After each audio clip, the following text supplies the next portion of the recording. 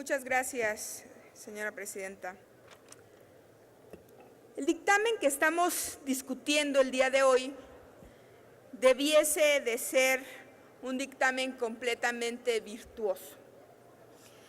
Cuando en el PT se analiza si las votaciones serán a favor o en contra, siempre valoramos si estas iniciativas tienen elementos suficientes para no solamente ser una buena idea, sino que sea un buen elemento jurídico. En efecto, el tema de la corrupción es un gran problema en México. Sin embargo, esta iniciativa que hoy estamos a punto de votar no soluciona de sí el tema de la corrupción, pues genera incentivos perversos, no solamente para el tema de la denuncia, sino para la construcción de una cultura de ética y de denuncia.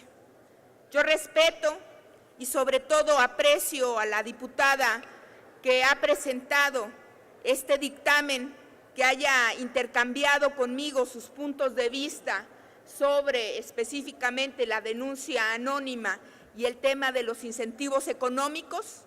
Aún sin embargo, consideramos en el Partido del Trabajo que el tema de la corrupción debe de acabarse de raíz. México no solamente es considerado uno de los países más corruptos, como ya se ha dicho en esta tribuna, tenemos el muy deshonroso lugar 106 de 177 de las naciones, de todas las naciones en el índice de percepción de corrupción.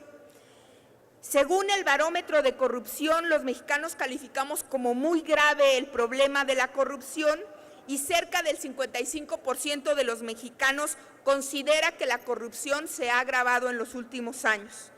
¿Quiénes son el objeto de no los afectos de los mexicanos, pero sí de los señalamientos de corrupción? La policía, los partidos políticos, el poder legislativo y el poder ejecutivo. El 72% de los mexicanos considera, pues, que las medidas tomadas en el tema de corrupción no son suficientes. Yo hablaré específicamente de dos, que son las que nosotros consideramos que son los incentivos perversos de esta iniciativa, pero que también son el eje de la misma. La primera es la denuncia anónima, de la que ya ha hablado el diputado Monreal ampliamente en este tema. Nosotros consideramos que la denuncia anónima, siempre y cuando sea verificada y no dé como resultado una cacería de brujas, es decir, una denuncia secreta, como él ya lo ha dicho en esta tribuna, que pueda tener una verificación de datos y una verificación del denunciante, es mucho más virtuosa, porque si no, lo que tendremos es una cacería de brujas. Y por otro lado, la remuneración económica que se considera para los denunciantes.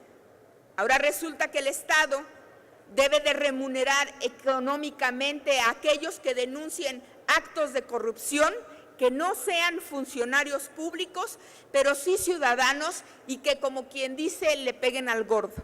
Es decir, que hagan una denuncia, que probablemente sean parte de esta línea de los actos de corrupción y que efectivamente la comisión determine que han tenido razón en su denuncia, entonces el Estado debe premiarlos.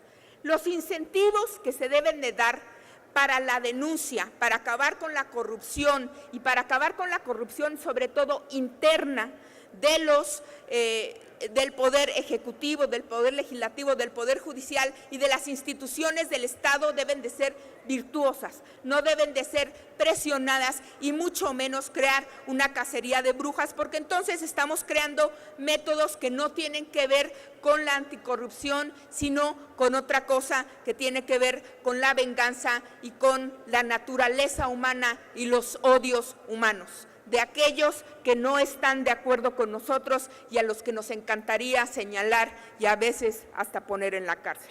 Es por eso que creemos que estas, y he presentado una reserva al respecto, son cuestiones que deben de revisarse en esta iniciativa, pero que no ha sido así y por eso nos estamos posicionando en contra.